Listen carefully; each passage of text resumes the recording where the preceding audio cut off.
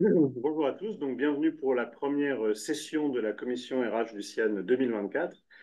Donc nous allons parler du portage salarial aujourd'hui, donc avec deux représentants de SAGESA, donc Bernard Rosinte, son directeur général à ma gauche, et Jean-Roch Sergent, directeur commercial de SAGESA, et Jean-Philippe Molon qui représente lui aussi comme directeur commercial le groupe Aldelia. Donc le portage, solution intéressante pour l'Afrique, qui se développe de plus en plus, qui peut permettre effectivement de s'adapter à des circonstances qui sont parfois incertaines sur le continent, et qui peut aussi aider certaines entreprises qui ne sont pas sûres de s'installer à long terme, d'avoir une solution temporaire avant d'ouvrir et de développer de plus grosses équipes sur place.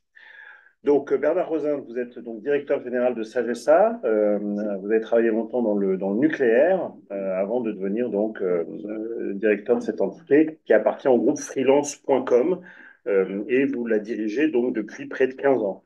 C'est ça.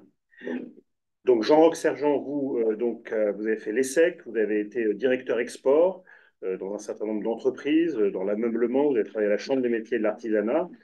Et donc, depuis quelques années, vous vous êtes plongé dans le portage, d'abord au sein d'une société donc Scalis sur l'Europe, et puis aujourd'hui, vous représentez SAGESA au sein du groupe freelance.com, et vous vous occupez de toutes les zones géographiques que SAGESA recouvre.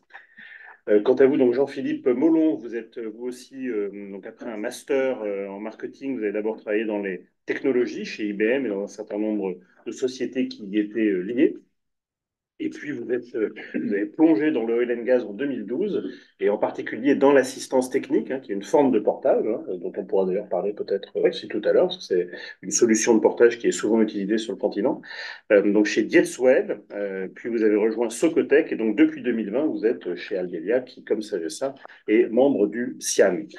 Donc, Jean-Roch et Bernard vont d'abord présenter les solutions de portage de Sagessa, puis ça sera au tour donc de Jean-Philippe Molon, et puis ensuite on aura des questions et des témoignages.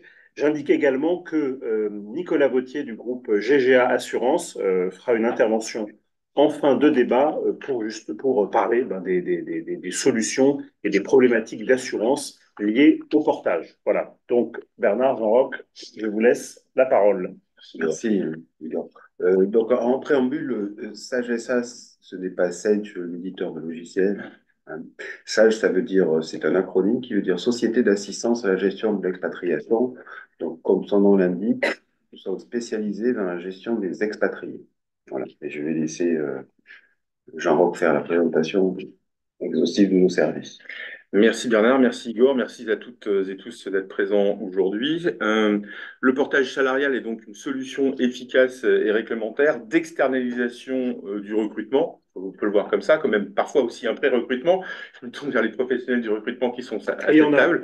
Et il y en a, voilà. C'est une solution notamment pour prendre des indépendants, des managers de transition, des consultants, des experts. Alors en France particulièrement où il y a un cadre légal, on connaît que c'est que pour de la prestation intellectuelle, mais la particularité aussi de nos métiers à l'international, c'est qu'on peut le faire aussi pour des prestations techniques. Je pense notamment à des soudeurs, et tu pourras nous donner d'autres exemples au congrès tout à l'heure, Bernard.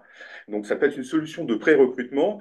Avant la création d'une société, par exemple, vous voulez envoyer peut-être un futur cadre, un futur employé sur place, eh ben, le mieux, c'est peut-être le prendre en tant qu'indépendant, voir un petit peu ce qu'il vaut, le tester, et puis le portage salarial, même s'il a sa société, puis après, c'est une question aussi de configuration personnelle, peut être très intéressant pour cette personne pour justement effectuer sa mission sur place.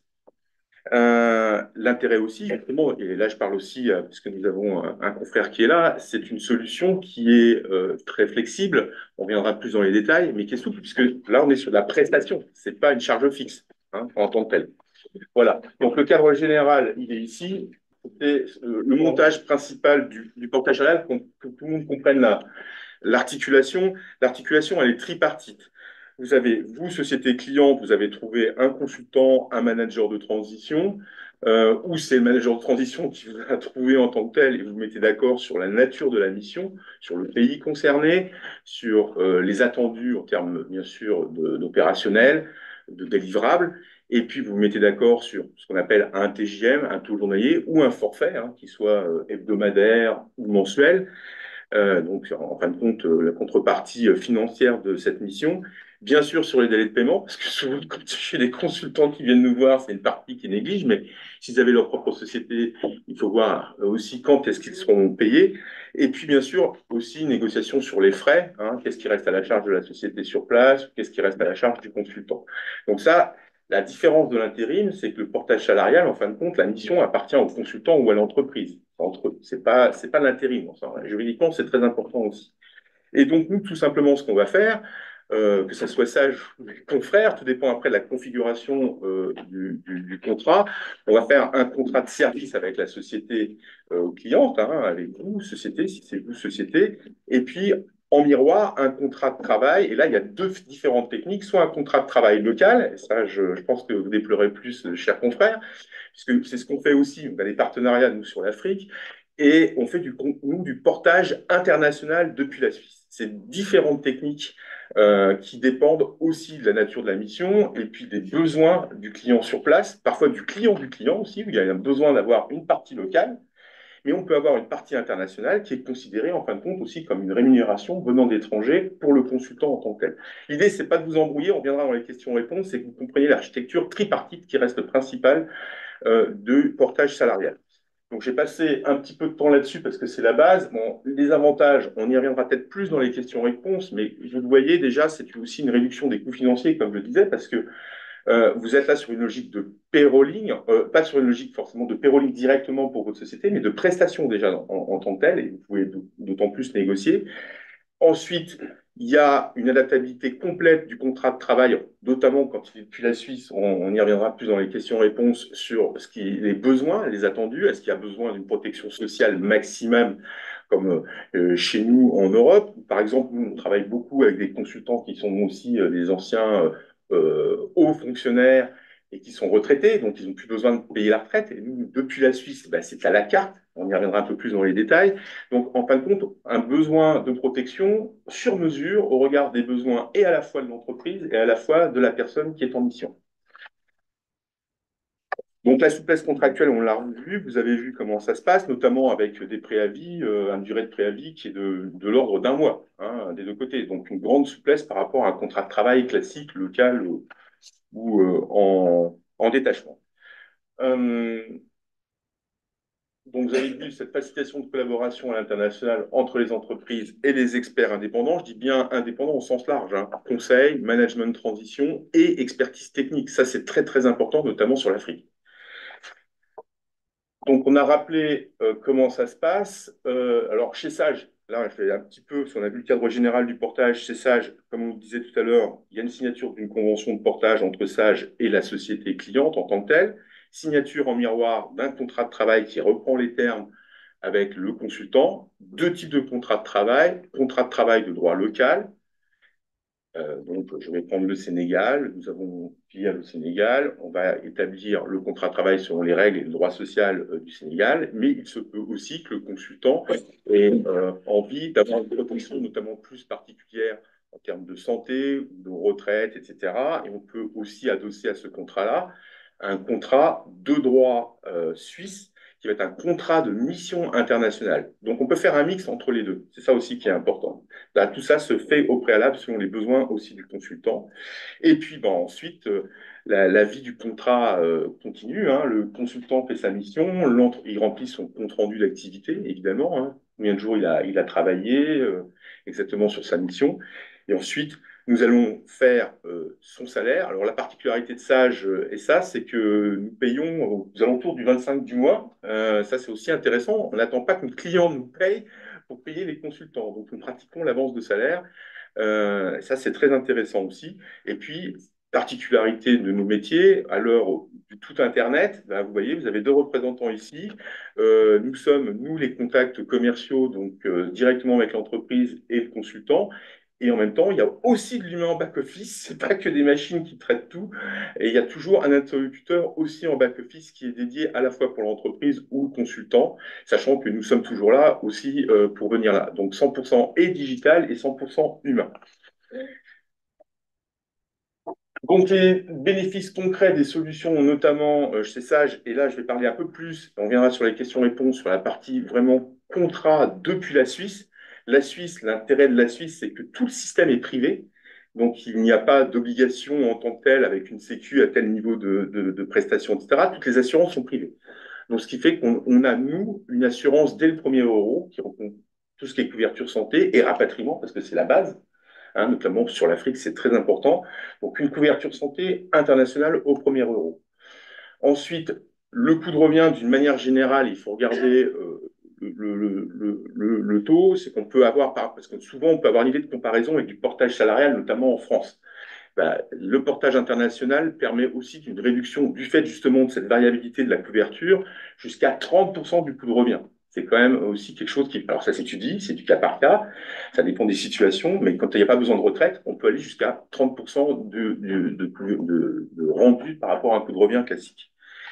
Ensuite, il y a une possibilité de cotisation des couvertures des charges sociales et patronales du pays d'origine, on va y revenir, et comme je disais, une approche vraiment personnalisée en fonction des besoins et de l'entreprise et de la personne qui va être en portée.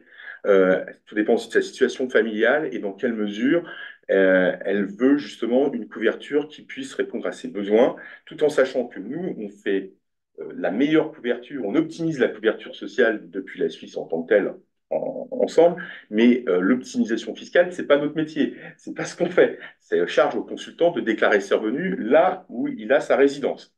Soyons clairs là-dessus. Alors, une petite présentation du groupe, puisque Bernard en a fait allusion au départ. Nous appartenons au groupe freelance.com, qui est un des leaders européens d'intermédiation entre indépendants et donneurs d'ordre, que ce soit administration ou entreprise. Plus de 30 ans d'expérience sur le secteur. Bernard, chez ça, je crois que ça fait bientôt 20 ans. 15, pardon, excuse-moi Bernard.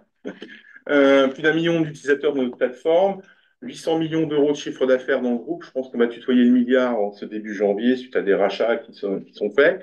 Et donc, Sage aujourd'hui et le groupe, bah, c'est une couverture sur 96 pays. 96 pays, là, vous voyez la carte. Alors, quand c'est en bleu, c'est là où nous sommes physiquement présents avec des entités en propre du groupe. Et puis, autrement, sur les pays en vert, c'est via des partenariats locaux.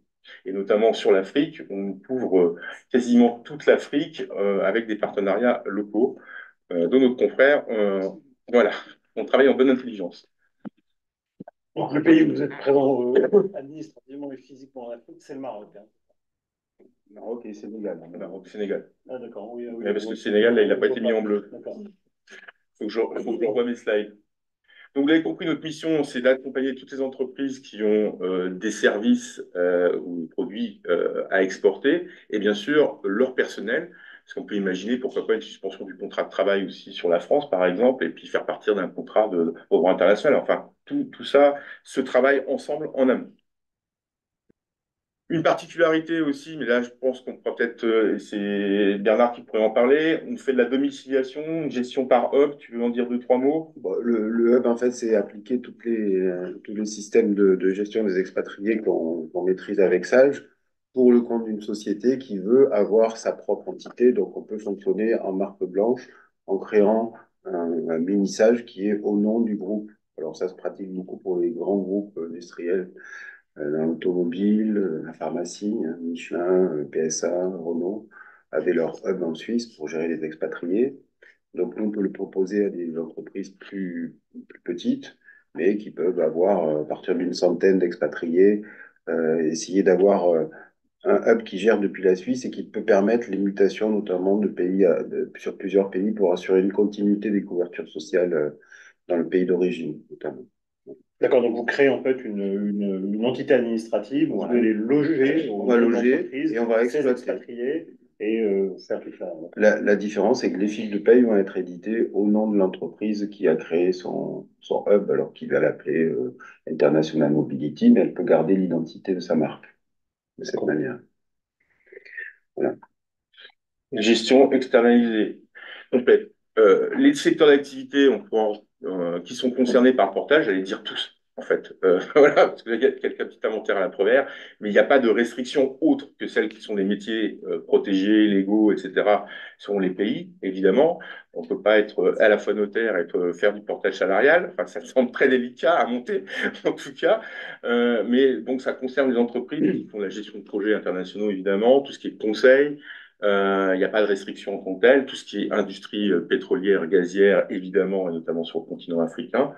Tout ce qui est pharmacie, biotechnologie, de plus en plus de startups et de scale-up qui utilisent nos solutions parce que vous avez vu la souplesse. Avant de faire un contrat de travail, etc., de s'engager, c'est bien de voir un petit peu prendre la température. Donc la souplesse et surtout aussi le préavis légal d'un mois, pour faire simple, est beaucoup plus souple qu'un contrat de travail tout de suite. Ça permet de voir venir. Là, quelques références de Sage. Bon, moi, je n'insisterai pas sur les références parce que elles parlent d'elles-mêmes. Juste un petit point quand même. Nous travaillons aussi avec le secteur public français, notamment l'AFD et Expertise France. Voilà. Donc, à la fois des acteurs privés et aussi publics tout ce temps. Et petite curiosité, alors même si ce n'est pas un chiffre précis, aujourd'hui, ça porte à peu près combien de personnes En sur moyenne, l'Afrique, hein, grosso alors, modo, hein. sur l'Afrique, on va en porter une petite centaine, D'accord. bon, avec des missions qui sont pas continues, hein, avec des missions moins longues. Et puis, bon, il y a de la rotation. Est-ce qu'il y a une limitation de durée dans le portage? Non, il n'y a pas de limitation. Ni en version base, on peut penser quelqu'un pour une journée. Et après, on a des comptables pluriannuels, des gens qui sont chez nous depuis plus de 15 ans. C'est leur banque pareil. Et qui finissent leur carrière et qui ont cotisé à leur trimestre de retraite. Il y a des caisses spécialisées et qui peuvent partir en retraite après avoir passé 10 ans de CFA. Ok. On arrive à la fin de la Oui. présentation. Donc, si vous avez des besoins, n'hésitez pas à nous contacter bien en amont aussi, hein, parce que c'est intéressant dans votre projet de développement de savoir un peu les tenants, les aboutissants, même s'il n'y a pas un besoin immédiat. On est là aussi pour ça, pour vous accompagner. Eh bien, écoutez, tout simplement, merci pour votre attention. Et puis, à bientôt. On passera ensuite aux questions-réponses. Oui, alors avant de donner la parole à Jean-Philippe pour Aldélia, Étienne, tu as une question? Donc, pour rester dans la continuité, juste deux précisions que j'aimerais avoir. Je comprends que vous insistez pas mal quand même sur la notion de mission. Et je pensais, moi, que le portage, pour les groupes qui emploient pas mal d'expatriés, ça permettait aussi de localiser toute leur population expatriée chez vous, non pas pour une mission, mais pour la durée cette fois-ci. J'ai 50 expatriés dans 10 pays, j'ai quelques difficultés à gérer ça, notamment pour la partie offshore et tout, donc je confie tout ça à une boîte de portage qui va porter mon équipe d'expatriés. Et vous n'insistez pas tellement là-dessus. Et du coup, toujours dans cette même question, j'ai une espèce de sous-question. La relation avec vos employés, les salariés, elle est totalement liée à la mission ou est-ce que ce sont des employés de Sage et quand ils ont fini la mission chez un client, vous continuez à les payer ou vous les dégagez? Alors, ça, c'est première ordre d'idée de question. Et deuxième ordre d'idée, c'est les permis de travail et la permission. Je sais que les entreprises ont souvent du mal à obtenir, en tout cas, c'est compliqué pour obtenir le permis de travail. Est-ce que vous êtes confronté à ce sujet-là ou est-ce que, du coup, votre dispositif exonère le sujet des permis de travail? Alors, déjà, on est un prestataire administratif avant tout. Donc, on ne va pas avoir la responsabilité des opérations qui sont menées sur le terrain. On n'est pas un sous-traitant. On va gérer le payroll, on va gérer les couvertures sociales. Donc, si la mission, si le contrat, la mission s'arrête, le contrat s'arrête aussi. Donc, on n'a pas de gens qui restent chez nous entre deux missions. Le deuxième point, par rapport au permis de travail, tout va dépendre de la durée. Sur des missions courtes, on va pouvoir avoir des permis de travail qui exonèrent le fait d'avoir un contrat local. Évidemment, si on commence à avoir des gens qui sont gérés sur la durée, alors pour des entreprises qui n'ont pas d'implantation locale, c'est typiquement Aldelia qui va répondre à cette demande d'avoir un contrat local pour pouvoir avoir un permis de travail. Mais nous, on peut travailler avec soit Aldelia, soit avec des entreprises qui sont déjà implantées localement et qui, au contraire, ne veulent pas gérer la totalité des revenus sur le pays pour être payés en monnaie locale et qui veulent avoir une prestation, enfin, un deuxième contrat de type international qui va permettre de rémunérer une partie du salaire dans le pays d'origine, le rattachement au régime sociaux du pays d'origine pour les Français, CCFE, pour l'emploi international, les expatriés. Voilà. Donc, on est sur la frange où on est à cheval sur les deux continents, je dirais. Oui, une question. Quelqu'un qui demande quelle est la différence entre Capefront et Sagessa au sein de Freelance. Alors, Capefront, c'est deux groupes qui sont en parallèle. Capefront est une entité qui gère de l'assistance technique, notamment dans le secteur de l'énergie, donc l'oil and gas, mais aussi le nucléaire, l'éolien, les énergies renouvelables, et donc qui fait du recrutement pour des missions. Nous, on va faire plus du portage du service administratif, alors qu'eux vont s'impliquer dans la recherche de profit. Oui, Stéphane. Oui, moi, je ne vois pas pourquoi, la différence entre le portage et les managers de transition. Parce qu'en fait, c'est la même chose ou il y a. Normalement, il n'y a pas l'aspect recrutement. Un manager de transition, c'est une société qui va chercher un profil correspondant à un besoin d'un client. Qui va coacher Oui, aussi mais le ça manager. peut durer très. Je veux dire, en fait, on voit souvent des managers de transition qui en fait, c'est pas tellement de la transition, c'est-à-dire que ça dure. Oui, ça peut durer, c'est des transitions longues. Ouais. Donc, ça rejoint ce que vous faites. Parce que Le manager de transition, il fait une mission. C'est lui qui réalise la mission et il met les mains dans le cambouis. Il peut la faire en portage. Et il peut la faire en portage. Le Merci. portage, c'est juste une manière de payer. D'accord. De rémunérer. Voilà, c'est une manière, soit il a sa propre société, il passe par société, ou en partie d'ailleurs, il peut faire un mix entre sa société, en termes d'optimisation selon ses besoins, notamment sociaux, une partie facturation sur société et une partie en portage salarial, soit local, parce que ça peut être une obligation, soit aussi en mission internationale depuis la Suisse. Et une particularité, c'est ça, cette gestion aussi depuis la Suisse. Globalement, contrat de moyens, contrat de résultat. Une entreprise de management de transition, elle a théoriquement un contrat de résultat pour amener, répondre à une mission, à une demande d'un client. Non, mais ça, j'ai bien compris. Nous, on va faire le contrat de mise à disposition, c'est-à-dire qu'on va gérer l'aspect administratif de la mission à l'étranger sans en gérer l'engagement. Oui, j'ai compris. Donc, c'est le portage, c'est toute la partie administrative de l'employé. Mais c'est-à-dire que l'entreprise, quand elle vient vous voir, ça veut dire qu'elle a donc déjà ciblé la personne avec qui elle veut contracter. Elle ne vous confie pas en disant j'ai besoin d'un ingénieur, etc. Vous trouvez-moi ça. On ne fait pas du sourcing, mais on a nos réseaux aussi, quoi. C'est Voilà, ça. c'est pas le réseau, d'accord. Ce qu'il faut bien comprendre, c'est qu'une société de portage est faite pour transformer une prestation de service facturée en salaire. Donc, si un freelance trouve une mission dans une société de CCI, mais que la société ne veut pas le rémunérer en salaire pour des raisons qui le regardent, mais veut recevoir une facture, c'est ce qu'on aime bien, nous autres, forces de contrôle, entreprises de management de transition, on veut recevoir des factures. Quand un freelance intervient pour nous, on clique une facture. Seulement, s'il ne peut pas facturer parce qu'il n'a pas sa structure, il se tourne vers une société de portage, il transforme cette facturation en un salaire. Voilà. Mais c'était juste pour que Gilles Marc, donc de Actis, qui intervenait. Donc, Jean-Philippe, donc Aldelia, alors vous allez l'expliquer, mais donc Aldelia, on s'entend, et donc est complémentaire en fait de certaines solutions présentées par Sagessa. Alors c'est vrai que fait aussi d'autres prestations, hein, donc dont du recrutement, voilà, et pas seulement du portage. En tout cas démarré aussi avec une marque, une empreinte oil and gas, bon, mais aujourd'hui diversifiée au-delà de ce secteur-là, et à une présence physique plus conséquente sur le continent. Donc je vous laisse. Merci à tous. Déjà, merci aussi de nous avoir invités. Merci Étienne pour les deux premières questions. J'y reviendrai à la fin parce qu'elles orientent assez fortement ma présentation. On s'est à peu près coordonné avec nos amis de CGSA. Ça tombe bien parce qu'ils ont vraiment passé sur la partie mécanisme. Je ne vais pas y revenir trop longtemps. Je pense que ça a été très bien expliqué et c'est assez clair pour tout le monde. Moi, je vais plutôt m'intéresser à la partie Afrique, donc vraiment le continent africain sur lequel on est implanté et la façon dont est géré le portage. Alors, excusez-moi par avance, la présentation est en anglais. Je vais vous la faire en français à l'oral. Le support sera en anglais. Je suis désolé pour les uniquement francophones.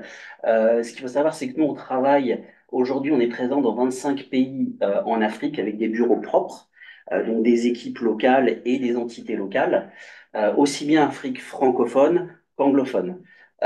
Et multi-industrie, donc ça, comme Igor le disait, c'est deux aspects importants pour nous du payrolling parce que le payrolling, c'est pas uniquement un bulletin de paie. Faut pas penser que on va mettre ça dans une machine, ça va nous sortir un chiffre et on est bon, on peut y aller. Non, non, le payrolling, il faut surtout en Afrique l'imaginer comme étant une partie de gestion de ressources humaines. On va gérer des équipes aussi. Donc la question d'Étienne, justement, de savoir vous êtes employé de qui quand vous êtes dans une société de portage? Est-ce que vous faites attention à vos collaborateurs, etc.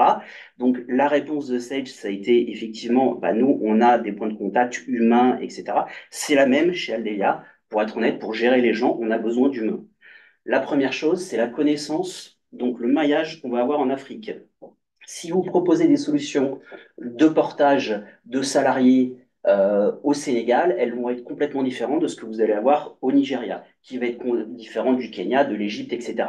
Donc il est important d'être localement situé dans les pays pour pouvoir apporter la meilleure réponse possible, et notamment d'un point de vue légal et compliance.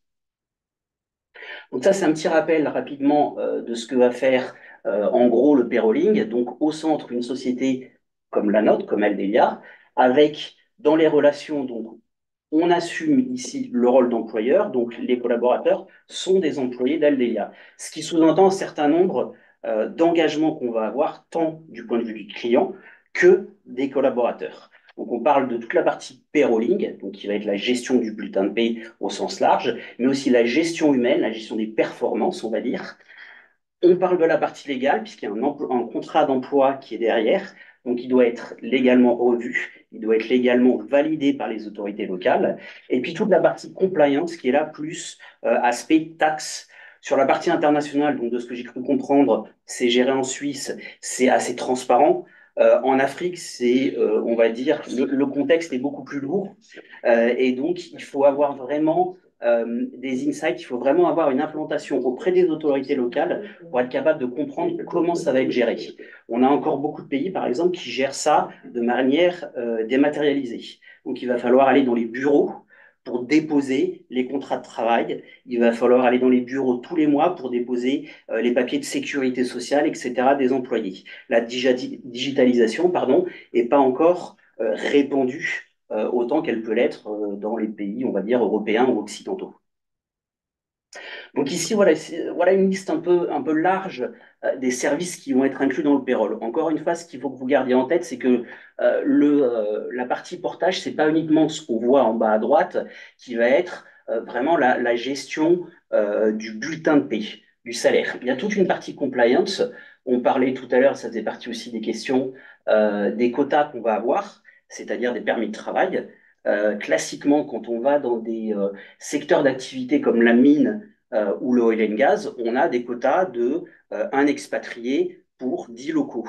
Donc typiquement, quand Sage va nous envoyer un expatrié pour travailler au Sénégal, il va falloir que nous, on ait localement aussi 10 locaux pour faire le pendant de manière à respecter les lois locales.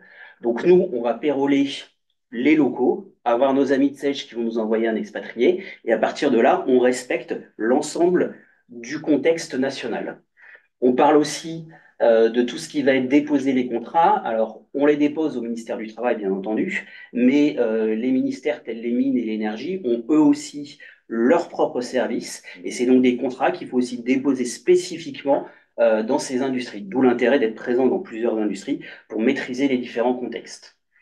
D'un point de vue RH, les contrats, la question a été posée de savoir si c'était forcément des contrats courts. Non, ça peut être des contrats de mission, ça peut être des contrats longs, ça peut être des contrats ouverts.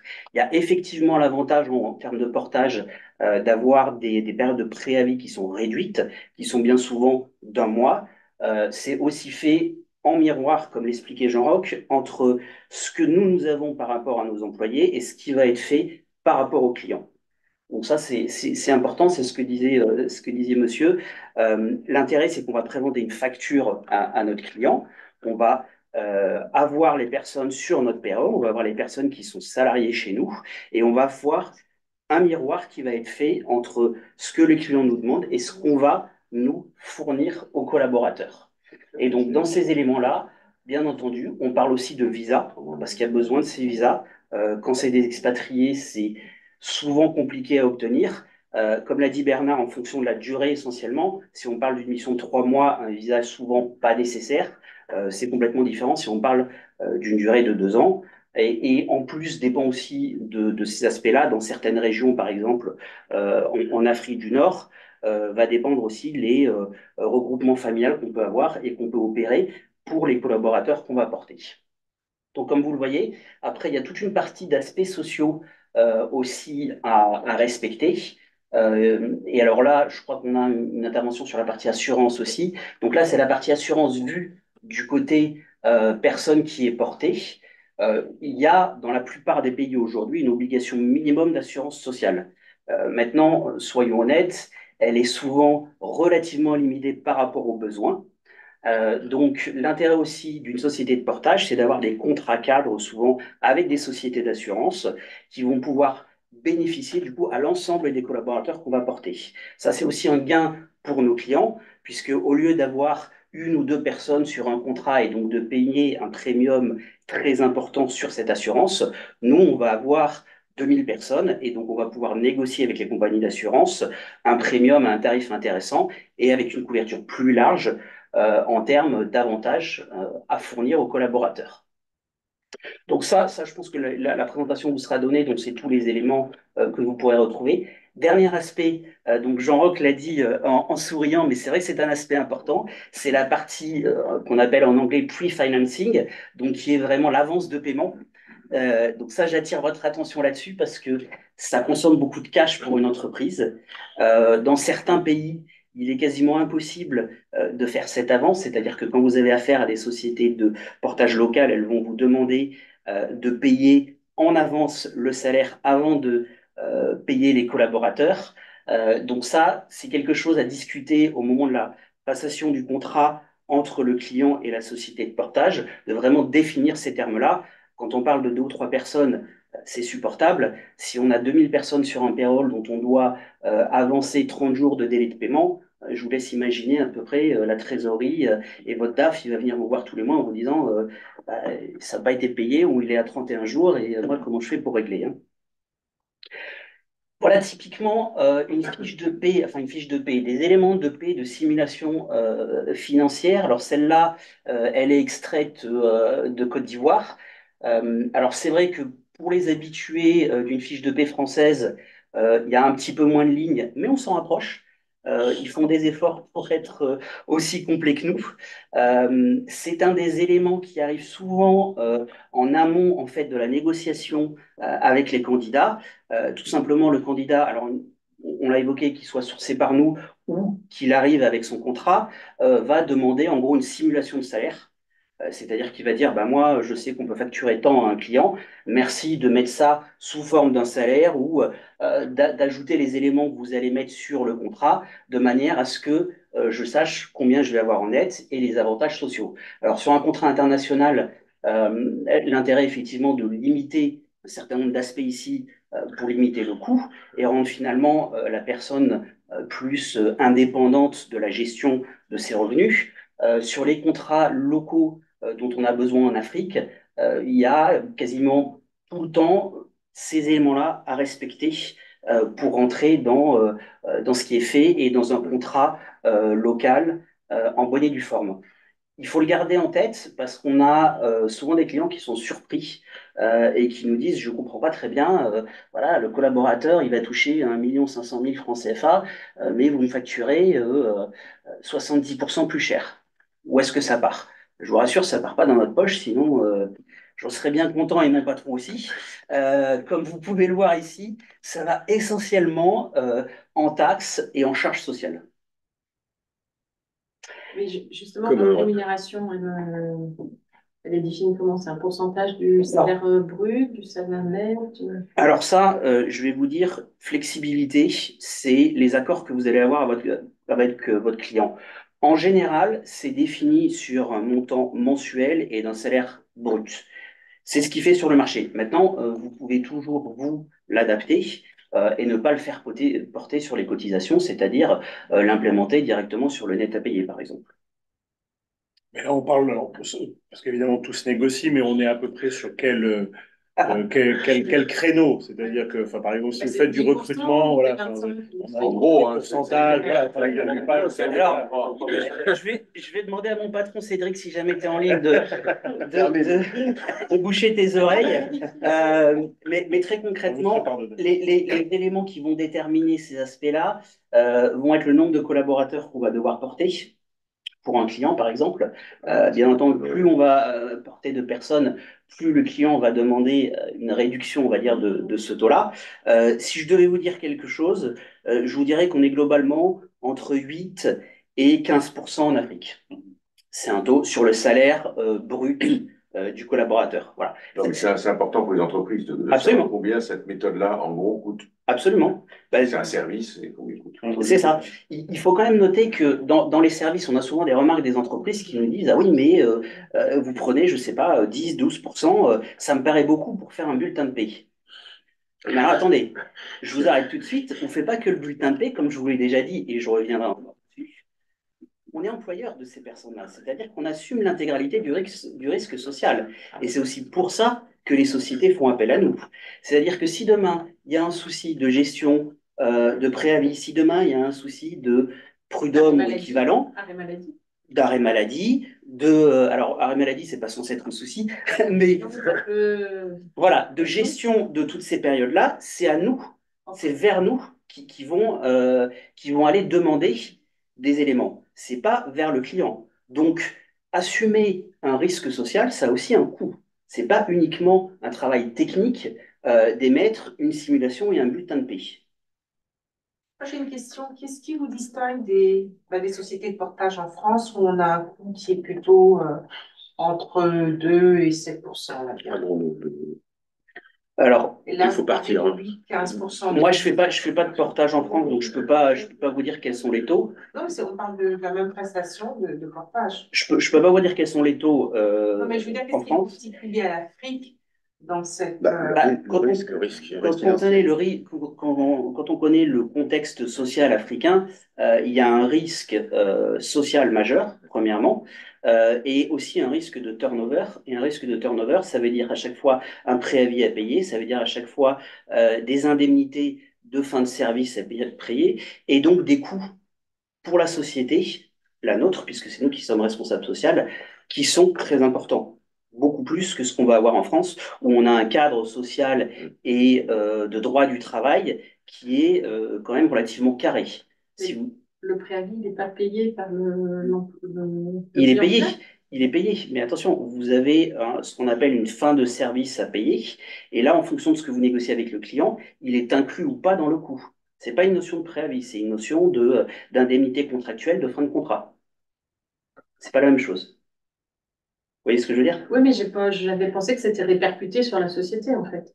Alors, Comme allez si, dire ça à vos clients, effectivement, oui, parfois on peut le faire, mais la problématique, c'est aussi la durée de mission, c'est-à-dire que dans ces cas-là, ça veut dire que vous devez provisionner tous les mois un pourcentage de ça sur le tarif journalier ou sur le tarif mensuel, parce que quand vous commencez une mission, qu'elle fasse 6 mois ou 2 ans, l'indemnité de fin de mission ne sera pas la même, par exemple. Là, on par parle d'un exemple, prorata qui est de quel ordre, là? Ça dépend vraiment des pays. Là, ça va du tout au rien, hein. Très sincèrement, en Afrique, on est, je dirais, entre une semaine et un mois par année de contrat effectué. et par exemple, l'indemnité maladie, alors, du coup, elle est, Ah bah, l'indemnité maladie, elle est elle est calculée. supportée par qui? L'indemnité Parce que ça, maladie. c'est un aléa aussi. Alors, l'indemnité maladie, enfin, un arrêt de maladie Et l'assurance. classique, c'est couvert par l'équivalent de la sécurité sociale et par l'équivalent d'une mutuelle qui est une assurance médicale additionnelle Une capacité de qu'on travail. offre. Côte d'Ivoire, si vous avez un cas, vous êtes obligé de conserver son salaire s'il est en arrêt maladie. Si Oui. Donc qui assume cette Bah, charge. c'est dans les charges sociales que l'on paie pour lui tous les mois sur son bulletin de paie. C'est un régime d'assurance publique ou privé. C'est Nous, la par même exemple, chose. on a une couverture de prévoyance en cas d'incapacité de travail qui est prise sur un régime privé international. Et c'est nous qui assumons la rémunération en cas d'incapacité de travail à travers notre assurance de l'employé. Donc la société utilisatrice n'a pas de surcoût particulier.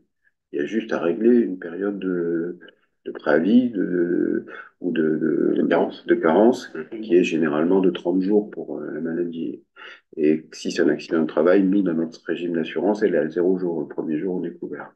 Pour répondre à la dame là, sur les frais de gestion, si on a des frais de gestion si bas en comparaison en France par rapport à ce qu'on fait à l'international, c'est qu'en France, il y a de plus en plus de plateformes qui automatisent, on n'a plus de services, on doit tout faire soi-même, on doit s'enregistrer, faire ses factures, et c'est là qu'on a des taux aussi bas que ceux que vous avez annoncés. Et nous, on n'est pas là-dedans. Hein. On est au quotidien confronté avec des gens qui ont des problèmes très spécifiques, bien particuliers à eux, il faut qu'on s'occupe d'eux. Donc il y a de l'humain, donc c'est le surcoût, il est là essentiellement. Donc en plus de ce coût total-là, la dernière ligne, on rajoute entre 8 et 15%. Voilà. Alors souvent on fait l'inverse, on part de la facturation, on retient les frais de gestion. Donc, il faut partir pour avoir une vision, il faut partir à 10%, c'est la moyenne. Après, si on a des contrats de courte durée avec des petits salaires, évidemment, ça va monter. Et si on a des contrats longs sur plusieurs années avec une flotte d'expatriés, ça va baisser. Voilà, mais la moyenne, c'est 10%. Est-ce qu'on peut considérer que Business France, avec le VIE, fait du portage salarial? Oui. Oui, c'est exactement le même principe. Le VIE, c'est un portage salarial organisé par l'État. C'est-à-dire, on est en dehors du régime public, on a une couverture privée, on envoie les jeunes pendant des missions limitées de 18, 24, 36 mois, peut-être. Voilà, 24 peut-être au maximum.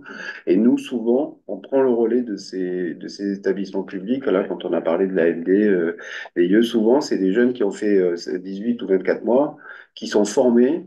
Il n'y a pas de moyen de recruter ces gens-là parce qu'il n'y a pas de budget de contrat long terme dans ces établissements.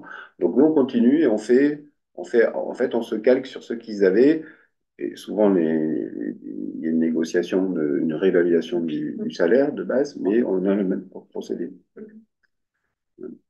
Alors pour revenir sur l'élément du coût, effectivement, ce que dit Bernard, quand on a deux salariés qui remplissent de manière autonome leur compte rendu d'activité, leur facturation tous les mois, globalement, la facturation de l'entreprise de portage vers son client peut être très limitée.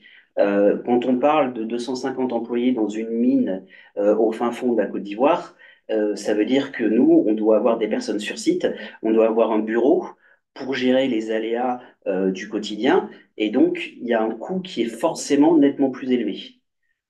Et puis, gardez aussi à l'esprit que sur certains salaires, le portage, si on applique un pourcentage sur un salaire de quelqu'un qui gagne 150 dollars par mois, vous voyez ce que ça fait à la fin en coût fixe versus facturation fixe. Si on est sur des salaires de 10 000 euros par mois, effectivement, les 5%, ça sera toujours plus élevé au final. Question soulevée. Est-ce qu'en plus du portage, pardon, je me présente Romain Debris, je travaille pour un cabinet de recrutement et j'ai un avocat qui est spécialisé sur l'Afrique et le Moyen-Orient. Est-ce qu'en plus du portage, vous pouvez proposer à vos clients de faire du recrutement, de trouver des candidats? Alors là, vous allez plus vite que moi. Donc, je ne sais pas si vous avez déjà eu la présentation, mais je vais en parler. Je vais en parler un petit peu après. Donc, on reviendra sur votre question à ce moment-là. Là, c'était juste pour rebondir sur ce que disait Jean-Roch sur la partie plus facturation. Effectivement, quand est-ce qu'on paye les salariés, c'est un élément majeur. Qu'on soit vraiment employé. Qu'on soit employé en Afrique, comme certains de nos collaborateurs, ou purement consultants, c'est le nerf de la guerre. Tout le monde doit être payé et veut être payé avant la fin, les derniers jours du mois. Donc, on a un rétro-planning à mettre en place. Et vous voyez qu'au final, on commence à travailler sur les aspects de payrolling, de portage, le 9 du mois en cours. Donc, c'est pour vous dire aussi toutes les étapes qu'il y a à faire, tous les départements qui vont être impliqués là-dedans. Il va y avoir des RH, il va y avoir des opérations, il va y avoir de la finance. C'est quand même un certain nombre d'éléments et de personnes là aussi pour expliquer le coût. Ça vous dit un peu qui va faire quoi sur toute la période entre le 9 et la fin du mois. J'ai pas compris, timesheet confirmation, le 9 du mois, tu peux pas avoir les feuilles de temps, là. Alors ça dépend, ça dépend. Sur des projets, on va dire, fixes au long cours, on a certains clients qui signent les comptes rendus de rapport d'activité en avance pour justement permettre la facturation et le paiement des salaires. Souvent, ce qu'on fait, c'est qu'on émet un compte rendu d'activité, on va dire, idéal ou ce qui doit être fait en fonction du nombre de jours ouvrés, et on fait une régularisation le mois d'après en fonction du nombre de jours réels qui ont été faits. Tout ça, pourquoi? Encore une fois, pour ne pas bloquer la facture et pour ne pas bloquer le paiement des salariés. Alors, nous, on utilise par exemple le RP Sage. Alors, là, c'est pas le même Sage pour le coup. Nous sommes sages, Voilà. Sage. Différence de prononciation. Et donc, on a je dirais une équipe centrale de payrolling qui est située au Maroc et qui va automatiser un certain nombre d'aspects. Ceci dit, cette partie-là est d'abord personnalisée avec l'outil dans chaque pays. C'est-à-dire que quand Sage vient et ouvre un pays avec nous, par exemple le Sénégal ou la Côte d'Ivoire, ils vont mettre dans le logiciel tous les aspects locaux et de compliance nécessaires à l'édition d'un bulletin de paie, que ce soit les lignes obligatoires, que ce soit la gestion des congés payés, par exemple, que ce soit les bonus, que ce soit les paniers repas. Tous ces éléments-là, on va les définir avec eux, pays par pays. La partie au Maroc va juste être le nerf de la guerre pour répartir après dans chaque pays. Aujourd'hui, la question a été posée, combien de personnes vous avez en termes de payroll en Afrique. On n'est pas loin de 3000 personnes, donc on édite à peu près 3000 bulletins de paie par mois, avec des fréquences variables. Ça va de la semaine au mois, en passant par 2 fois par mois en fonction des besoins des clients, bien entendu. C'est quoi votre top 3 des pays aujourd'hui? Côte d'Ivoire, Nigeria et je dirais Mozambique. Alors, les avantages que vous, en tant que client, vous allez pouvoir retirer de ces aspects-là, tout d'abord, la compliance. C'est un aspect particulièrement important et qui va l'être de plus en plus. Bien entendu, utiliser une société de portage locale, c'est vous assurer que vous avez des contrats de travail qui sont valides par rapport aux autorités locales, par rapport aux lois qui changent aussi très souvent en Afrique. Et donc, il est important d'avoir une présence locale. L'expérience du marché aussi, vous nous avez parlé des taux. Là aussi, si vous venez vers moi et que je vous dis je vous facture 25%, effectivement, il va y avoir un souci. Tant mieux pour moi. Peut-être que pour vous, ça va être un peu plus compliqué. Donc, nous, on est aussi capable, sur ces taux-là, de vous répondre, mais on est aussi capable, parce qu'on est présent sur le marché et qu'on fait du recrutement, de vous aider par rapport au salaire des collaborateurs. On a parlé tout à l'heure, Igor nous a dit, ça peut être une première étape pour une entreprise pour s'installer en Afrique. On va pouvoir vous aider en vous disant, voilà, vous voulez vous installer, vous n'avez pas de quoi créer une société avec 10 personnes dès le premier mois. Venez, nous allons péroler les 3-4 premières personnes. On va vous donner une idée du package local par employé et vous allez pouvoir vous appuyer là-dessus pour faire votre business plan finalement. L'accès au local content, ça aussi, c'est de plus en plus évident. Ça l'est dans des industries comme la mine et l'oil and gas. C'est des aspects légaux qu'il faut vérifier. On parlait tout à l'heure d'un expat pour une dizaine de locaux. C'est encore le cas dans beaucoup de pays. Après la partie, mais ça a été abordé aussi, le fait que toute la partie administrative est gérée par nous, ça vous fait faire des économies, ça vous permet de vous concentrer, vous, sur votre corps de métier, sur les aspects plus techniques. Charge à nous de prendre en main la partie bulletin de paie. Et puis, donc, je l'ai évoqué rapidement aussi, les bénéfices, enfin, les avantages sociaux, médicaux, autres qu'on peut avoir. Vous imaginez bien quand on a 3000 personnes sur notre payroll, si on travaille avec AXA ou notre assurance, on a des tarifs qui vont être beaucoup plus concurrentiels que si vous avez 4 personnes chez eux. Alors, deux aspects très rapidement qui vont avec la gestion du payroll. Ça peut être la reprise de contrats existants. Donc ça, on a une méthodologie spécifique où on déploie, et vous voyez que là aussi le payroll rentre dès le début, puisqu'on revoit les contrats de travail actuels jusqu'à la fin. Donc ça, c'est un des premiers aspects. Il nous est arrivé d'avoir des clients qui, pour des raisons de coût ou d'organisation, décident de nous confier de manière globale en Afrique 250 personnes. Et là, on a la transition de leur contrat actuel vers nos contrats de travail qui doit être mise en place. La deuxième partie, donc ça c'est ce que vous demandiez, monsieur, c'est ce qui intègre une partie de recrutement. Donc là, on a une brique tout simplement de recrutement qui va venir s'installer avant toute la partie payrolling, qui est du sourcing classique sur le marché ou de l'executive search pour certains postes haut niveau. Et après, de la partie payrolling, donc ces personnels ou ces candidats qu'on va avoir sourcés nous-mêmes. Donc là, c'est une démarche plus globale de gestion des ressources humaines qui a beaucoup de sens et qui amène une certaine harmonie, je dirais, tout au long du process de gestion du collaborateur. Je ne sais pas si vous aviez des questions du coup additionnelles là-dessus. Oui, j'avais une dernière. Comment vous facturez alors lorsque vous faites en plus le recrutement sur le portage? Alors, c'est une très bonne question. Là aussi, c'est très variable. On a, de par la durée des contrats après qui vont être demandés, il nous arrive de facturer le recrutement et le payrolling de manière différenciée, ou il nous arrive de facturer de manière mensuelle l'ensemble. C'est-à-dire qu'en gros, la prestation de recrutement va être répartie sur une durée de contrat. Euh, les deux sont envisageables. Ça dépend, en fait, chez le client souvent, de qui sont les interlocuteurs. Parce que d'un côté, on va avoir des interlocuteurs plus RH sur la partie recrutement, et sur la partie après gestion du collaborateur, c'est plus la finance ou la partie paye des RH qui va rentrer en ligne de jeu. Donc les budgets ne sont pas forcément les mêmes. Donc parfois, on a une dichotomie entre les deux. Parfois, les deux, pour plus je dirais, de souplesse, sont rentrés dans le même dos. Et voilà. Donc, si vous avez des questions. Alors, peut-être juste avant les questions, on va donner la parole, parce que vous l'avez abordé différemment sur ces sujets d'assurance, peut-être. Donc, Nicolas Vautier de GGA.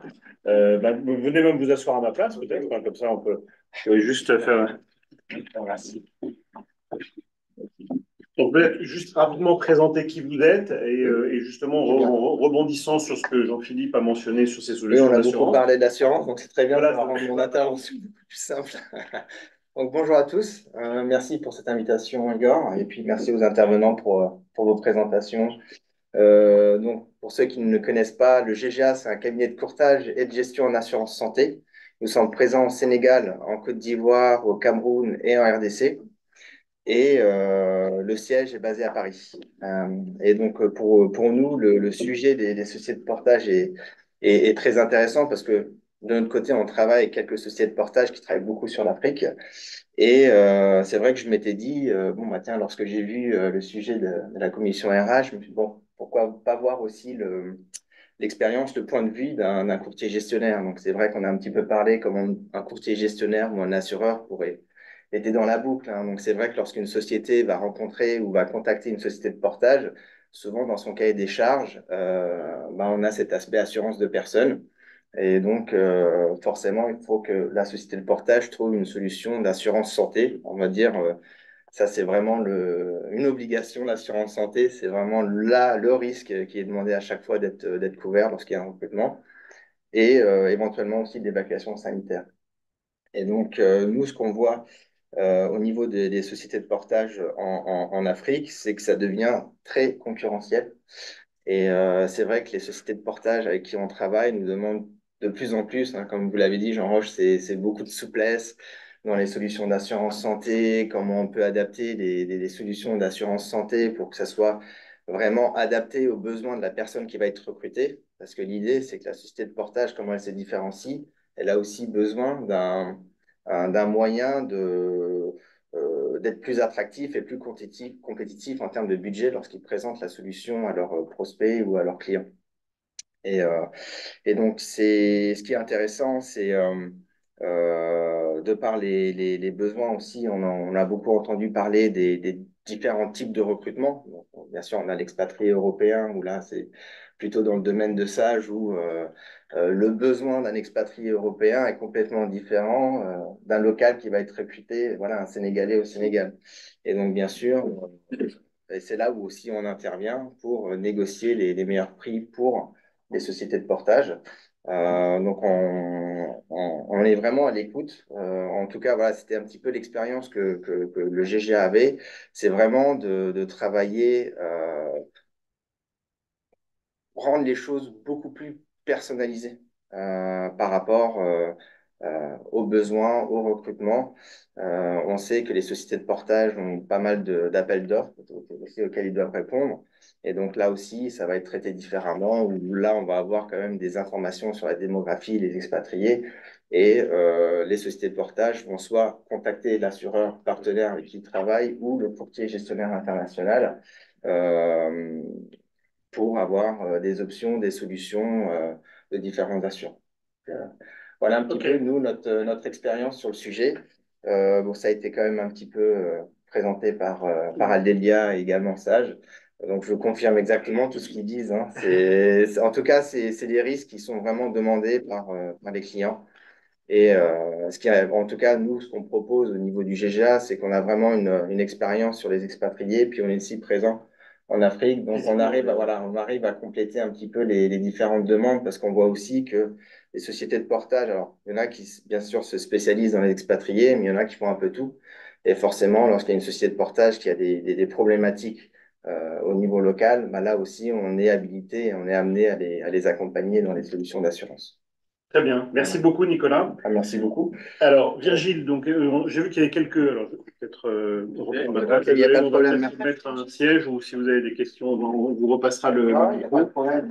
Donc, on avait un certain nombre de questions, je crois, Virgile. Alors, on va se serrer un peu pour faire de la place à Nicolas. Alors, donc, première question. Donc, le portage salarial exige normalement que ce soit le salarié qui recherche ses clients. Cela ne me semble pas être le cas dans votre explicatif. Cela ne constitue-t-il pas un contournement des dispositions légales? Par ailleurs, étant donné que les salariés cotisent à des assurances privées en Suisse, un transfert de leurs droits auprès de leur sécurité sociale historique est-il possible? Alors, Bernard, Jean-Roch? Enfin, moi, je vais répondre à la première question. Oui, alors vas-y. Parce qu'il n'y a pas d'exigence en tant que telle. Comme je l'ai dit tout à l'heure, ça peut être l'entreprise qui trouve le consultant, le futur porté, etc. Ou l'inverse. Et en tout cas, si on prend. Parce que légal, quoi, il n'y a pas de droit international en la matière. Si on prend la loi française ne dit pas que il y a un sens particulier. Donc là, il y a, à mon avis, une mécompréhension de ce qu'est le portage salarial en France, peut-être. Il n'y a pas de. C'est d'un côté comme de l'autre. L'entreprise peut choisir son consultant, le consultant peut venir avec l'entreprise. Il n'y a pas d'obligation légale. Je parle sous contrôle Non, tout à fait. de mon confrère. Tout à fait. On peut même avoir des clients qui nous envoient des consultants aussi. Voilà. Encore une fois, comme ça avait été mentionné, pour des questions de facturation. Surtout, ce qui est important, c'est que là, la question, elle est franco-française. On est dans un régime international où la France, quelque part, disparaît au niveau de ses obligations. Nous, on est basé en Suisse. Aldélia, il est basé localement. Donc, tout ce qui peut exister en France de contraintes administratives, de normes, de règles, on peut l'oublier. On peut l'oublier. On passe avec d'autres règles qu'il faut respecter, mais on n'est pas, il faut sortir de ce carcan administratif. Donc, l'intérêt de nous, pourquoi on est positionné en Suisse, c'est parce que justement, on a cette souplesse au niveau social. Ça ne veut pas dire pour abuser des gens ou pour profiter d'une situation, c'est se rendre la vie plus facile, aussi bien pour un consultant que pour une entreprise utilisatrice, de pouvoir contractualiser sans avoir d'épée de Damoclès ou de couteau sous la gorge administratif parce qu'on n'a pas respecté une virgule ou une ligne sur le texte. Et donc, sur la question du transfert des droits vers la sécurité sociale historique, Alors, ça, c'est l'intérêt d'avoir des gestions à la carte, c'est-à-dire qu'une personne qui va vouloir continuer, un Français, qui va vouloir continuer à cotiser ses trimestres parce qu'il a envie d'avoir sa retraite à taux plein, ah ben, il peut le faire à travers nous. Nous, il peut le faire tout seul. Mais nous, on propose ce service de le faire pour lui. Et puis, s'il veut cotiser ses trimestres seulement et pas de complémentaire, il peut le faire. S'il veut cotiser la totalité de sa retraite, il le fait. S'il veut cotiser au chômage, s'il a une mission qui dure plus de 18 mois, ah ben, il le fait aussi. Il a une couverture chômage. Et tout ça, c'est possible sans être obligatoire. D'accord. Alors, La ensuite, personne n'a pas l'air d'accord. Ah. Elle dit si la loi française le dit. alors, Oui, mais bon, je sais pas, il faut qu'il écoute. Alors, La loi française ne s'applique que pour des prestations qui sont réalisées sur le sol français. alors, on va prendre. Oui, alors attendez, voilà. Alors, bonjour à tous. Pensez-vous que l'entreprise cliente doit porter un regard sur le renouvellement des contrats d'intérim, vérifier que les contrats sont à jour, et la même personne demande quelles obligations de l'employeur initial pour la gestion du retour des fins de mission et pour les obligations administratives de sortie. Alors ça, c'est dans le cadre d'une transition d'un contrat où on peut temporairement suspendre un contrat d'origine française pour gérer le payroll de cette personne pendant qu'elle est en mission. Ça peut durer plusieurs années. Et à ce moment-là, c'est des accords qui sont faits entre la société utilisatrice et l'employé, c'est-à-dire c'est fait de manière consensuelle. C'est-à-dire on va apporter parce que c'est plus simple de gérer de cette manière un contrat pendant cette durée. Et après, il y a une promesse de réintégration dans l'entreprise, l'ancienneté peut courir. Tout ça, ça se gère en bonne intelligence, je dirais. D'accord. Mais je peux juste intervenir là pour poser une question. Quelle est la différence entre vos deux sociétés et une société d'intérim? Oui, on ne fait pas d'intérim. Voilà, l'intérim, c'est des missions courtes, c'est du, enfin, ça peut être plus ou moins long, mais bon, c'est quand même, on n'est pas très loin, hein. On fait du recrutement, on fait du payroll, donc tout le monde. Après, c'est des subtilités de langage, on va dire. Et juridiquement, la mission appartient à l'entreprise d'intérim. Alors que là, la mission, elle appartient entre le consultant et l'entreprise cliente. En tant que tel, nous, on n'est pas propriétaire de la mission et d'influence sur la mission et les conditions de la mission. La différence avec l'intérim, c'est quand même la position du consultant, de l'expert. Il est central. Dans l'intérim, il devient l'objet du deal entre deux sociétés, un besoin de personnel et une mission à remplir dans un temps donné. Et dans beaucoup de pays, il faut avoir une licence spécifique pour exercer de l'intérim. Alors ensuite, donc il y a une question sur la gratification obligatoire annuelle, donc ça qui concerne la Côte d'Ivoire. C'était sur la simulation. Oui, tout à fait. Voilà. Oui, il y en a. Alors je ne sais pas si on les a toutes mises sur ce qu'on a affiché, mais oui, toutes les gratifications obligatoires apparaîtront. D'accord. Alors ensuite, Virgile, est-ce qu'il y a d'autres questions en dessous? Alors, donc oui, c'était la personne qui Alors, qui paye la cotisation pour la couverture? Dans un cadre de contrat local, on va avoir une part salariale, une part patronale.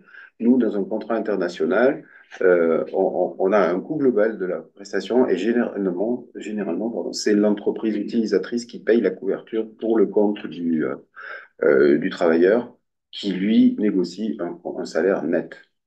Voilà.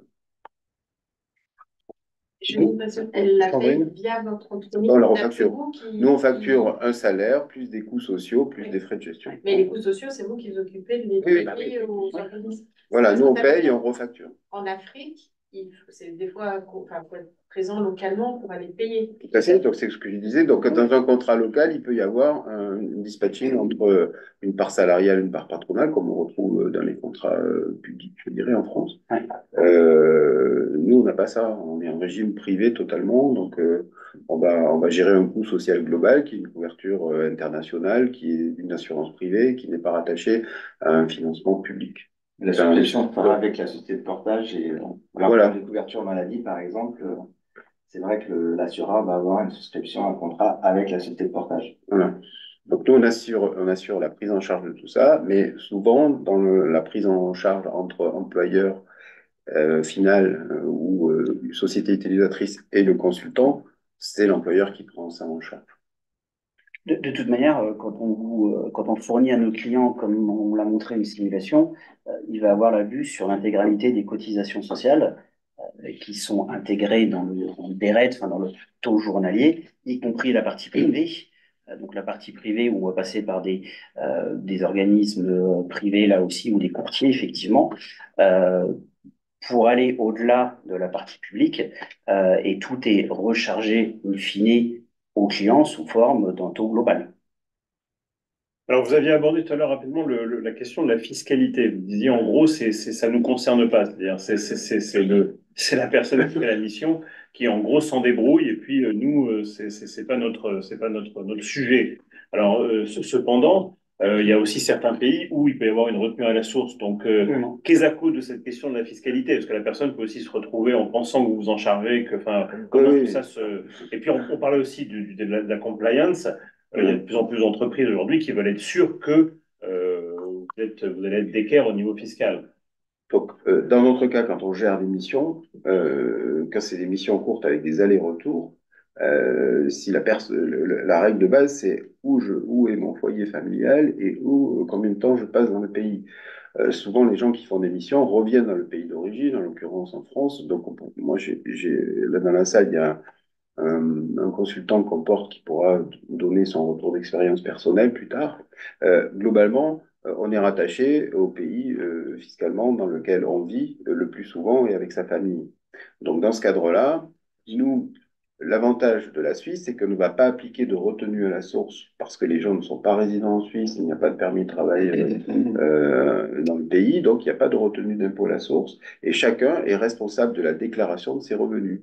Si les personnes sont des commuteurs, donc qui font des missions et qui reviennent en France, ils restent rattachés au régime français. Nous, en fin d'année, on donne une attestation de revenu global des salaires qu'on a versés et ils se servent de cette déclaration pour faire la déclaration de leurs revenus de manière décalée, comme on le faisait avant qu'il y ait le prélèvement à la source, des revenus salariaux provenant de l'étranger. Il y a des cases qui sont prévues dans les déclarations fiscales en France. Ensuite, si quelqu'un est muté pour un long terme, qu'il a un contrat local sur lequel il paye déjà des retenues à la source, de plus en plus en Afrique, on a une retenue à la source qui est appliquée par l'entreprise locale. Donc là, typiquement, nous, on n'en fait pas, mais les entreprises locales ont le devoir d'en faire. À ce moment-là, la partie internationale, elle est un petit peu entre deux mondes, c'est-à-dire il y a une tolérance en France sur la prime d'expatriation parce qu'on a un double coût de vie, donc on peut quand même avoir un certain abattement sur cette prime. Donc nous, on essaye de rester en dessous de la moitié du salaire versé localement. Parce que quand il y a deux, effectivement, ce que vous disiez tout à l'heure, donc deux contrats, quelle est la proportion Voilà, on essaie d'être toujours en dessous de la part qui est versée localement, pour que ça puisse être considéré comme une prime d'expatriation au regard d'une indemnité, c'est-à-dire non chargée. Et vous la payez en Europe, celle-là? Alors nous, on ne la paye pas. Nous, c'est l'employé Oui, celle-là, on la paye dans le pays d'origine. C'est souvent le cas pour éviter que les gens soient payés de leur salaire en globalité en francs CFA. Ou si c'est la part locale en Afrique, qui la paye? L'entreprise locale qui fait le contrat, type Aldelia, ou nous, il nous arrive, on a des clients qui sont implantés en Afrique, qui ont des sociétés sur plusieurs pays, qui salarient leurs directeurs, leurs responsables techniques, généralement les cadres, ils les salarient localement et ils nous demandent d'assurer un complément de rémunération et surtout leur attachement aux régimes sociaux du pays d'origine. Donc, c'est dans ce cas-là qu'il y a un double contrat. Et Aldelia, vous faites tout? Nous, on paye tout localement. Tout est déclaré localement. Donc, il n'y a jamais de partie offshore? Si, ça nous arrive sur des expatriés d'avoir des salaires payés à un autre endroit. On va appliquer la même règle et le même type de fonctionnement, sachant qu'on délivre aussi un quitus fiscal. Et vous faites combien de bulletins de paye dans ce cas-là? 2 ou 1? Oh non, on va en faire 2. Et donc, on fournit un quitus fiscal à valoir sur ce qui va être payé dans le pays d'origine. Oui, la fiscalité, c'est pas eux, c'est les flux. Voilà. Très bien. Alors, oui, donc il y avait quelqu'un qui voulait faire un témoignage. Nous, il n'y a rien de mieux qui parle qu'un cas concret. Donc là, j'ai eu de courage qui est là aujourd'hui, qui est un expert qui travaille avec nous depuis. Vous allez faire un relais. Je veux juste poser une dernière question. Vous avez beaucoup insisté sur la vente de fonds que vous faites. Alors, est-ce que c'est votre client qui paye le salaire? Elle est assez modérée, votre vente de fonds? Alors, l'avance de fonds, moi, je tiens à utiliser, on le fait avec des entreprises installées en France, en Europe. En Afrique, on évite de faire les avances de fonds, quand même, hein. Ou alors, il faut vraiment qu'il y ait des Nous, on y garanties. fait face. C'est pas facile tous les jours. On a un DAF qui est très occupé en fin de mois. Voilà. Voilà. Donc, le principe, c'est on a un expert qui utilise les services de Sage. Donc, c'est pas une entreprise, c'est vraiment quelqu'un qui est indépendant, qui a ses propres clients, sa propre fonctionnement en indépendant et qui a choisi de se faire porter sur les missions qu'il peut réaliser en Afrique ou sur d'autres continents. Voilà. Donc, je laisse la parole. Donc, Hugues, oui, présentez-vous rapidement et puis expliquez dans quel contexte vous avez connu Sage. Bonjour, je suis Hugues de Courage-Gistou. On travaille avec Sage, moi je travaille avec Sage, principalement aussi avec Bernard, mais on se connaît depuis maintenant, ça fait un moment. Ouais, ça fait 8 ans. Ça fait 8 ans. Donc j'ai fait ce choix pour la raison suivante, c'est que d'abord j'avais besoin de souplesse. J'avais besoin d'une trésorerie disponible immédiatement, parce que maintenant, avec la Suisse emploie les virements en SWIFT, c'est ça, depuis bien longtemps. Donc, ce qui fait que lorsque l'on me fait un virement, bah, je l'ai quasiment dans l'instantané sur mon compte. Ensuite, il y a une histoire de confiance aussi, qui est très importante, puisque quand on se retrouve à l'autre bout du monde et qu'on a des soucis, comment dire, quels qu'ils soient, on est absolument soutenu immédiatement. J'aurais pu prendre un autre cabinet, non, je ne changerai pas parce qu'en fait, ça fait très longtemps qu'on travaille ensemble. Là, je rentre du Gabon. Avant, j'étais en Côte d'Ivoire. J'ai fait comment dire, des territoires d'outre-mer aussi avec la Nouvelle-Calédonie. Ça a été aussi des endroits un petit peu plus délicats. Est-ce que vous intervenez dans quel domaine? Moi, je suis expert en optimisation industrielle, plutôt dans les mines. Mais là, actuellement, on nous demande d'aller travailler dans l'agroalimentaire pour un groupe de brasseurs au Cameroun. Je suis, comment dire, je suis multifacette parce que ma formation m'a permis de ça. Et puis, c'est surtout que ça m'intéresse. Et il y a une chose qui est importante aussi, c'est qu'en Afrique, on ne me considère pas comme un Européen. Je suis arrivé à faire partie de l'univers dans lequel je travaille parce que j'aime les gens. Et on me demande d'être extrêmement flexible à tout niveau. Donc là, j'ai travaillé pour Eramet en Afrique centrale, au Gabon. Je travaille en Côte d'Ivoire pour Bouygues. Donc c'est des choses qui sont assez faciles pour moi. Et puis c'est surtout que la flexibilité du portage me permet de faire des choix. C'est-à-dire que si je ne veux pas payer de retraite parce que je considère que pour moi, les affaires, je le fais. Si je ne veux pas de sécurité sociale parce que mon épouse cotise et je fais partie de son univers, je le fais. Je fais un petit peu ce que je souhaite. Et c'est surtout que la relation avec le cabinet de portage, elle est intime. C'est-à-dire qu'ils savent tout de moi, quasiment. Bernard. Donc, c'est très important parce que d'abord, les clients que je peux amener parfois sont parfois des clients à risque aussi. Donc, on a une analyse ensemble pour assurer un paiement à la fin du mois. Et ma particularité, c'est que l'ayant fait, puisque j'ai été consultant aussi dans des cabinets indépendants, je vais chercher la facturation. C'est-à-dire que si je vois qu'il y a un délai qui est pas normal ou s'il y a une problématique, je me dois, par rapport au service qu'on me rend, d'aller chercher jusqu'au bout la facturation. Donc voilà. Donc c'est un mode de vie. Hein. C'est un mode de vie qui est que certaines personnes ne comprennent pas, d'où certaines questions. On est sorti vraiment du système. On peut sortir complètement du système, comment dire, j'appelle ça un petit peu le système d'assistanat français ou francophone.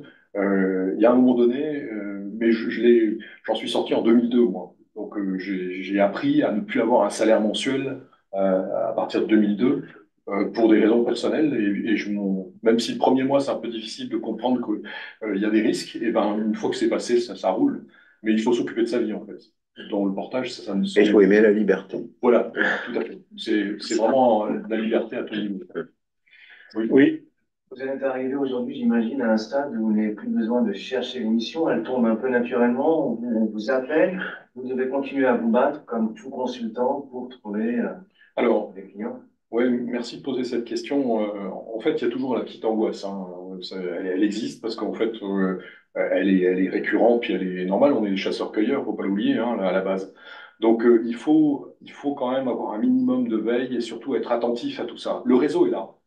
Le réseau est là. Mais par contre, il y a des choses qu'on n'accepte pas aussi, parce qu'il y a des choses qui sont beaucoup plus sensibles que d'autres.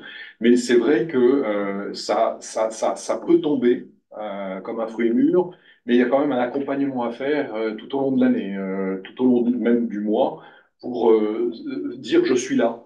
Je suis encore là, ou j'ai acquis cette spécificité. Par exemple, Bernard le savait, en 2016, j'ai embrayé avec la formation aussi, donc je suis aussi formateur dans des domaines très particuliers. Et donc, bah, il faut le dire aux gens, parce qu'en fait, ils vous voient pas ils vous voient sous un prisme, il est dans l'agroalimentaire, il est dans les mines, etc. Mais ils n'ont pas vu que vous saviez aussi faire quelque chose qui pouvait vous intéresser demain. Donc, il faut quand même alors, oui, c'est vrai aujourd'hui. D'ailleurs, je ne sais pas où donner de la tête là actuellement parce que bah, je ne peux pas me dédoubler. Donc, il faut que je trouve, faudra presque que je trouve des gens, quoi. Donc, c'en est là aujourd'hui. Oui, tout à fait. Donc, en fait, vous êtes un indépendant Oui, et vous avez fait le choix du portage oui, pour des raisons humaines, oui. comme vous l'avez dit, et de sécurité financière et gestion des risques, en gros. Surtout simplification administrative.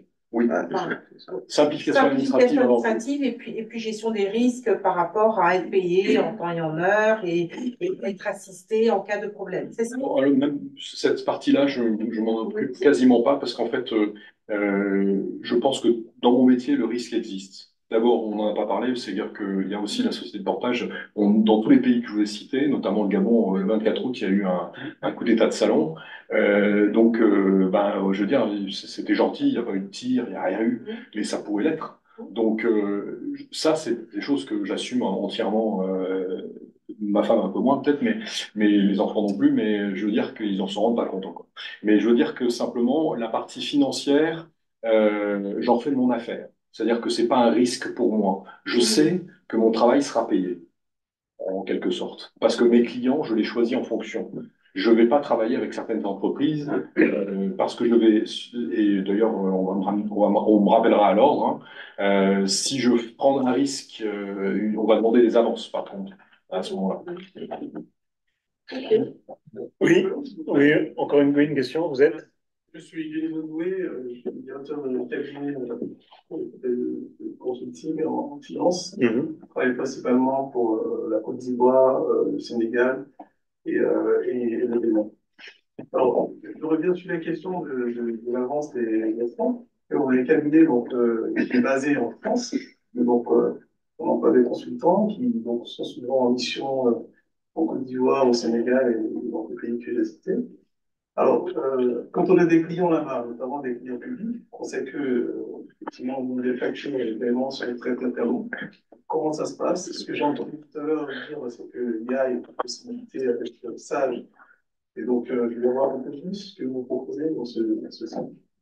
Ben, on fait une analyse de risque ensemble, hein, sur si le client est basé en France, déjà c'est plus facile pour aller recouvrer les fonds s'il y a des problèmes de paiement. Mais ensemble, comme au final vous avez un client africain avec éventuellement un établissement public qui paye quand il veut, voire 90, peut-être plus, ben, on analyse ensemble le risque d'étalement de ces paiements.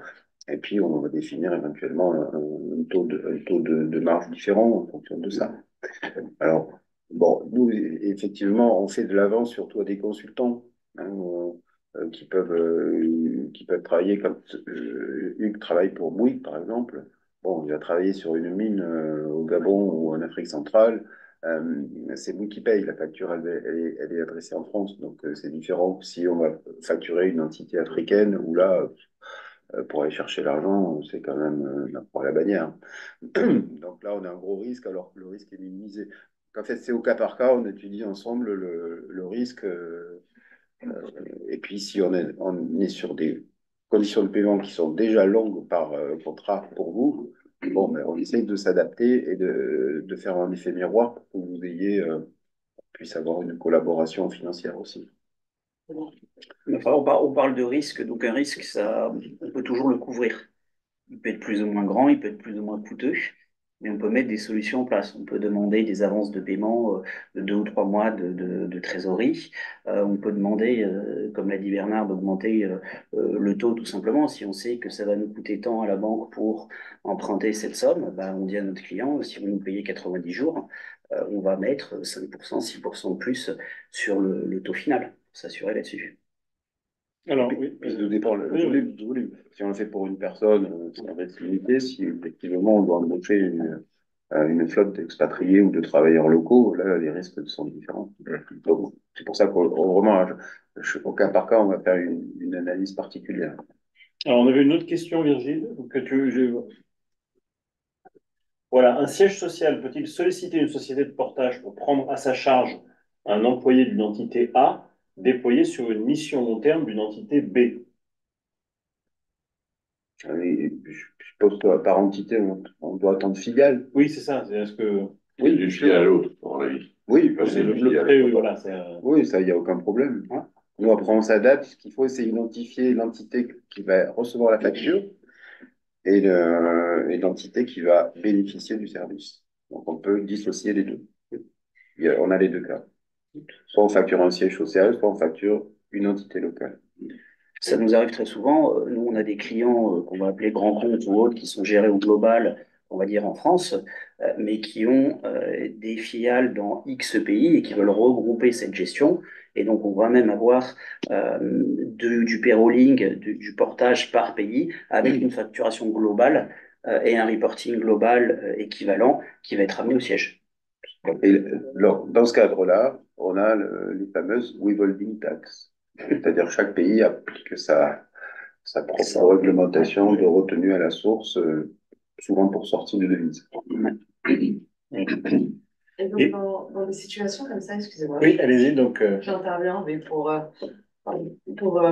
voir les choses de manière un peu plus compliquée. En cas de litige, on est dans une situation où on a des dommages ou un préjudice qui a été causé, notamment le client étant français. Est-ce qu'on ne se retrouve pas du coup face à cette réglementation française qui est un peu difficile et qu'on essaie d'éviter dans ce Oui, alors juste, oui, donc c'est Anissa Moudjahid qui est responsable juridique chez Robert Walters. Alors, c'est compliqué, mais je pense qu'il vaut mieux avoir affaire à la justice en France ou européenne que dans bon nombre de pays d'Afrique, parce qu'il y a des règles qui sont dictées. Et de toute manière, sur un contrat, que ce soit un contrat de travail ou un contrat avec une société, vous avez l'organisme qui va, en dernier recours, statuer qui est notifié. Hein. Donc, si c'est un contrat avec une entreprise française et qu'on décide que la Cour de justice est en France, ça sera établi en France. Ça peut l'être au Nigeria si c'est une filiale au Nigeria. Croyez-moi, je préfère être arbitré en France qu'au Nigeria. Et là, donc, c'est le droit commercial, c'est-à-dire entre deux sociétés qui est différent du droit social. Ce qu'on essaye d'éviter, c'est le droit social, mais le droit commercial, effectivement, il vaut mieux être jugé en France que dans les pays africains. Et est-ce que c'est aujourd'hui, sur ces 3-4 dernières années, sur le continent, est-ce que les solutions de portage sont finalement assez stables ou bien c'est quelque chose que vous voyez croître pas mal et une solution qui est de plus en plus adoptée par les entreprises? Alors, oui, ça se développe, hein, c'est clair. Hein. Oui, nous, on a une grande croissance, surtout sur des entreprises de type, des entreprises de taille moyenne qui n'ont pas les moyens de se projeter directement avec des investissements globaux importants et qui vont préférer avoir une filiale locale qu'on va porter le personnel pendant 1 an ou 2 ans avant d'investir fortement.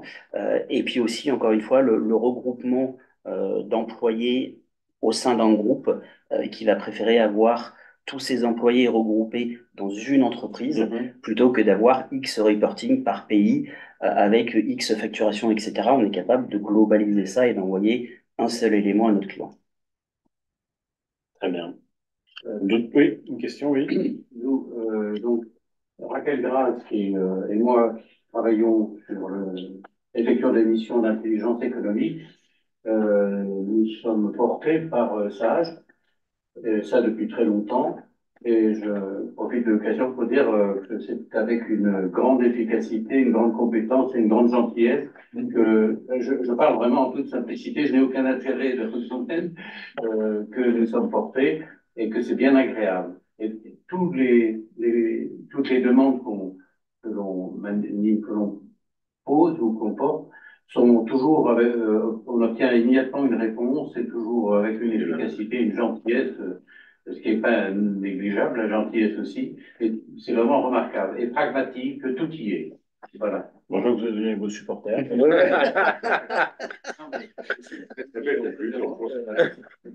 mais on est une société de service, donc il ne faut pas oublier l'étymologie des gens, des mots. Le service, c'est quand même rendre service et s'occuper des gens. Et en plus, on fait de la ressource humaine, donc je veux dire, on est humain par définition. On essaye de l'être. On ne cumule pas d'ancienneté à être porté par une société de portage pendant 7 ans, etc. Il n'y a pas d'ancienneté. Non, il n'y a pas de, voilà, il n'y a pas de règles internes. Oui, mais comment on s'exonère de l'ancienneté? On peut avoir l'intermission aussi, il y a l'intercontrat. L'ancienneté, on va la gérer avec son taux de facturation quand on est indépendant. Plus on prend de la bouteille et plus on se vend cher. En fait, ce qui est surtout important, c'est qu'il n'y a pas d'ancienneté, mais en fait, il y a un taux de confiance.